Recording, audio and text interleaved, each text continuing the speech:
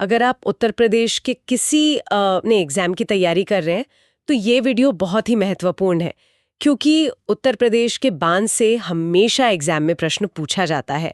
अतः आप अगर सीरियस स्टूडेंट हैं तो इस वीडियो को पूरा जरूर देखें।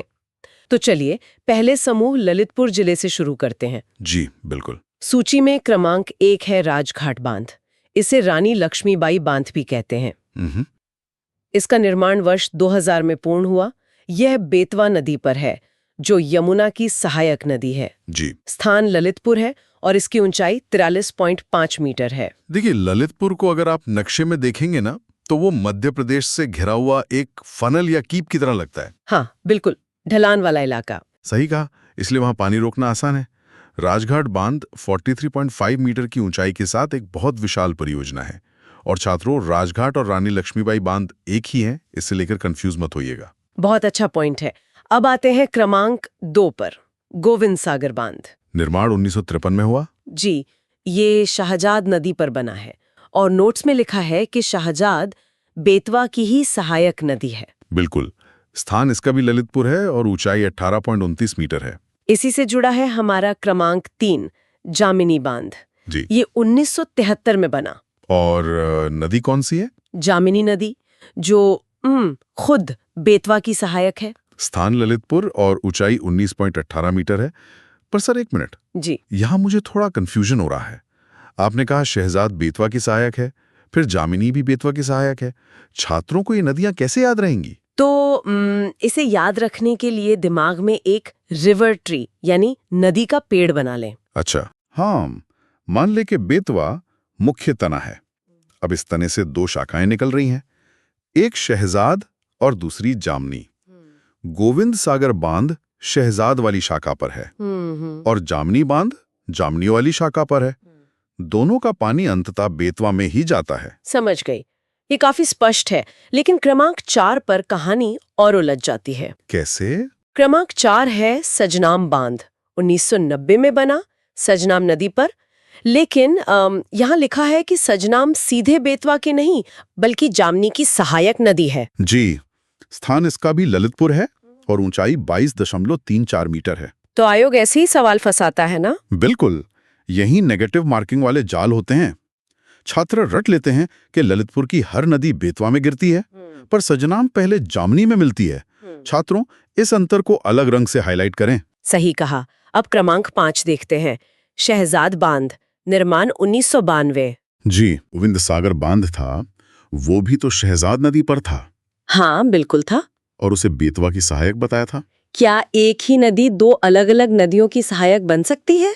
छात्रों को यहाँ बहुत सतर्क रहना होगा। नदियां बहुत जटिल नेटवर्क बनाती हैं। परीक्षा में प्रश्न का संदर्भ देखें। अगर 1953 के गोविंद सागर का प्रश्न है तो शहजाद को बेतवा से जोड़ें, और अगर 1992 के शहजाद बांध का प्रश्न है तो ये जामिनी तंत्र का हिस्सा है। दोनों ललितपुर में ही है और दोनों की ऊंचाई 18 मीटर के आसपास है। बिल्कुल, आपको बस बांध के नाम पर ध्यान देना है। चलिए मुख्य नदी पर लौटते हैं। क्रमांक 6, माता टीला बांध। बहुत ही महत्वपूर्ण। जी, 1958 में बना, सीधे बेतवा नदी पर है, ललितपुर में, और ऊंचाई 45.72 मीटर है। अगर आप ध्यान दें तो ललितपुर के इस पूरे समूह में ये 45.72 मीटर के साथ सबसे ऊंचा बांध है। 1958 का मतलब है कि यह दूसरी पंचवर्षीय योजना का हिस्सा था। कृषि और सिंचाई के लिए एक मील का पत्थर। बिल्कुल। अब ललितपुर का आखिरी क्रमांक 7 है रोहिणी बांध।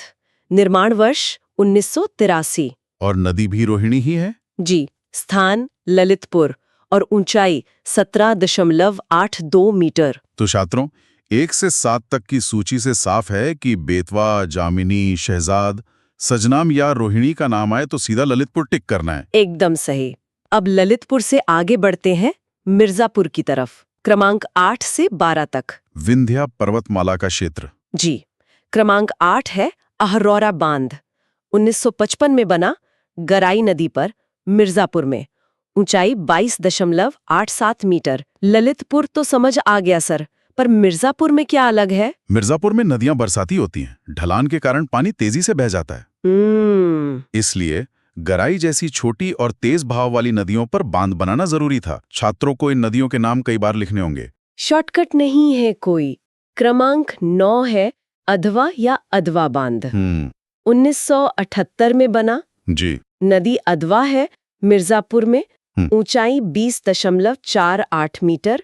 इसके बाद क्रमांक 10 है जिरगो बांध। जी, बहुत जरूरी है। हाँ, 1958 में बना। नदी है जिरगो और ये सीधे गंगा की सहायक नदी है। मिर्जापुर में, ऊंचाई 29.88 मीटर है। देखिए, जिरगो नदी का सीधे गंगा में मिलना मिर्जापुर के भूगोल में एक बड़ी असामान्यता है, जो इसे परीक्षा के लिए हॉट टॉपिक बनाती है। बिल्कुल, और 30 मीटर के करीब इसकी ऊंचाई से मिर्जापुर का बड़ा बांध बनाती है। क्रमांक 11 है सिरसी बांध। निर्माण 1958। नदी है बखेर, स्थान मिर्जापुर और ऊंचाई 21.34 मीटर। छात्रों, यहाँ 1958 का पैटर्न पकड़िए। हाँ, मिर्जापुर में जिरगो भी 1958 में बना, सिरसी भी 1958 में बना, और ललितपुर का माता टीला भी 1958 में बना था। जब कालानुक्रम यानी क्रोनोलॉजी सेट करने का सवाल आता है तो ये साल बहुत काम आते हैं। सही कहा। अब मिर्जापुर का आखिरी क्रमांक 12 मेजा बांध, जिसे ददरी बांध भी कहते हैं, 1974 में बना। नदी है बेलन, जो टोन्स की सहायक है मिर्जापुर में, और ऊंचाई 40.23 मीटर है। ये मिर्जापुर समूह का सबसे हाई यील्ड तथ्य है। बेलन घाटी सिर्फ भूगोल नहीं, इतिहास और पुरातत्व के लिए भी प्रसिद्ध है।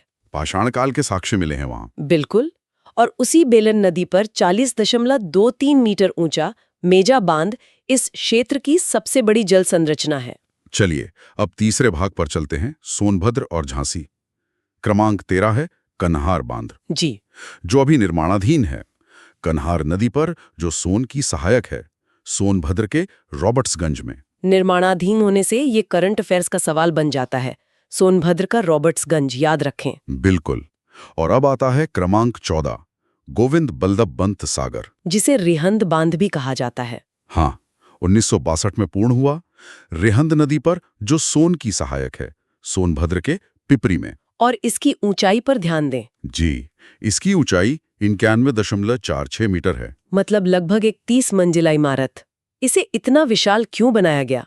क्योंकि सोनभद्र उत्तर प्रदेश की ऊर्जा राजधानी है। अच्छा। वहां के थर्मल पावर प्लांट्स को असीमित पानी चाहिए। हाँ। हमारी 26 की सूची में यह सबसे ऊंचा बांध है। 1962 का साल, रिहंद नदी और पिपरी स्थान।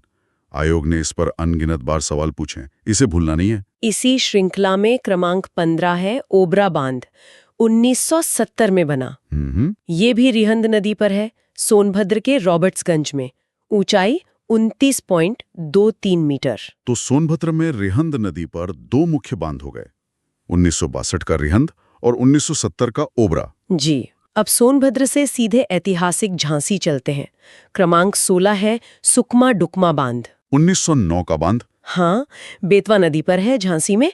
और इससे भी पुराना है क्रमांक 17 पारीछा बांध, जो 1886 में बना था। जी। बेतवा नदी पर झांसी में। मतलब 1886 में बिना आधुनिक तकनीक के बना बांध आज 130 साल बाद भी कैसे टिका है? यही तो ब्रिटिश काल की मेसनरी या पत्थरों की चिनाई का कमाल है। और परीक्षा के लिए 1886 का साल सबसे महत्वपूर्ण है। हमारी इस पूरी 26 बांधों की सूची में परीक्षा सबसे पुराना है। तो क्रोनोलॉजी वाले सवालों में परीक्षा सबसे पहले आएगा? बिल्कुल। पहले 1886 का परीक्षा, फिर 1909 का सुकमा डुकमा। ये क्रम एकदम रटा होना चाहिए। बहुत ही स्पष्ट। अब आते हैं क्रमांक 18 पर, पथराई बांध। ये नया है? हाँ, 2002 में बना। नदियां हैं पथराई और सुखनई, जो धसान नदी की सहायक है, झांसी में। ऊंचाई 1800 मीटर। अब देखिए, झांसी और ललितपुर में हमने ज्यादातर बेतवा नदी देखी। जी। लेकिन पथराई बांध धसान नदी प्रणाली का हिस्सा है। यही सूक्ष्म अंतर गंभीर छात्रों को अलग करता है। बिल्कुल। अब हम अंतिम भाग की ओर बढ़ते हैं, बुंदेलखंड, पूर्वांचल और विविध बांध, 19 से 26 तक। चलिए। क्रमांक 19 है अर्जुन बांध, 1957 में बना। नदी अर्जुन और भदोली, महोबा में। ऊंचाई 2588 मीटर। इसी जिले का क्रमांक 20 है सलारपुर बांध, 1960 में बना। कारदिया नदी पर, महोबा में। ऊंचाई 11.00 मीटर। महोबा की बांध मतलब भदोरी और कारदिया जैसी नदियां तो नक्शे में दिखती भी नहीं है। हाँ, ये छोटी नदियां हैं, लेकिन पहली और दूसरी पंचवर्षीय योजनाओं में सूक्ष्म सिंचाई पर जोर था। अच्छा। महोबा के इन दोनों बांधों को एक जोड़े के रूप में याद करें। सलारपुर की 11 मीटर की ऊंचाई सबसे कम ऊंचाइयों में से एक है। ठीक है। क्रमांक 21 है चंद्रप्रभा बांध, 1966 में बना। जी। नदी चंद्रप्रभा जो कर्मनाशा की सहायक है, चंदौली में, ऊंचाई 22.25 मीटर। इसे याद रखना सबसे आसान है, चंदौली का च और चंद्रप्रभा का च। हाँ, और चंदौली में चंद्रप्रभा अभयारण्य भी है। बिल्कुल, बस याद रखें कि ये कर्मनाशा तंत्र का हिस्सा है। क्रमांक 22 है चित्तौड़गढ़ बांध, निर्माण 1985। नदी भंभर एवं दारा नाला, स्थान बलरामपुर, ऊंचाई 15.30 मीटर। ये नाम सुन के तो कोई भी इसे राजस्थान समझ लेगा। और परीक्षा बनाने वाले इसी मनोवैज्ञानिक जाल का फायदा उठाते हैं। बिल्कुल। चित्तौड़गढ़ सुनते ही लोग राजस्थान टिक कर देते हैं, लेकिन ये बलरामपुर में है। और भंभर एवं दारा नाला जैसे स्थानीय नाम आपको बार बार पढ़ने ही होंगे। जी। क्रमांक 23 है नगवा बांध, 1950 में बना, कर्मनाशा नदी पर जो गंगा की सहायक है, सोनभद्र में, ऊंचाई 20.31 मीटर। यहाँ चंद्रप्रभा और नगवा का अंतर समझें। कैसा अंतर? क्रमांक 21 वाला चंद्रप्रभा कर्मनाशा की सहायक पर था और चंदौली में था, जबकि ये नगवा बांध सीधे मुख्य कर्मनाशा पर है और सोनभद्र में है। अच्छा, और ये 1950 में यानी आजादी के ठीक बाद बना था। जी। क्रमांक 24 है उर्मिल बांध, 1994 में बना, नदी उर्मिल, महोबा में, ऊंचाई 25.56 मीटर। ये आज की सूची में महोबा जिले का तीसरा बांध हो गया, अर्जुन और सलारपुर के बाद। हाँ, और नाम भी नदी के नाम पर ही है, तो याद रखना आसान है। बिल्कुल। अब हमारी सूची के अंतिम 2 बांध। क्रमांक 25 है बाणगंगा बैराज, 1956 में बना, नदी बाणगंगा, स्थान सिद्धार्थनगर। अब हम पठारों से निकलकर पूर्वांचल और तराई क्षेत्र में आ गए हैं। सिद्धार्थनगर का ये बैराज बहुत महत्वपूर्ण है। और अंततः अंतिम क्रमांक 26 है बघेलखंड बांध। जी। 1957 में बना, नदी का नाम जमुनहावा, स्थान बलरामपुर और ऊंचाई 15.46 मीटर। बलरामपुर का ये दूसरा बांध हो गया चित्तौड़गढ़ के बाद। जमुनवा नदी का नाम काफी क्षेत्रीय है, तो इसे अलग से लिखकर याद करें। तो छात्रों, आज हमने क्रमांक 1 से 26 तक के बांधों का विस्तृत अध्ययन किया। 1886 के प्राचीन परीक्षा बांध से लेकर 1962 के विशाल रिहंद बांध तक और निर्माणाधीन कन्हार बांध तक। जी बिल्कुल। आप स्वयं विचार करें कि इन 100 से अधिक वर्षों में बांध निर्माण हमेशा ललितपुर, मिर्जापुर और सोनभद्र जैसे ऊबड़ खाबड़ और पठारी इलाकों में ही क्यों केंद्रित रहा? ये सोचने वाली बात है। मैदानी इलाकों के बजाय इन चट्टानी भौगोलिक स्थानों ने जल संचयन को कैसे संभव बनाया होगा? इस पर जरूर विचार करें।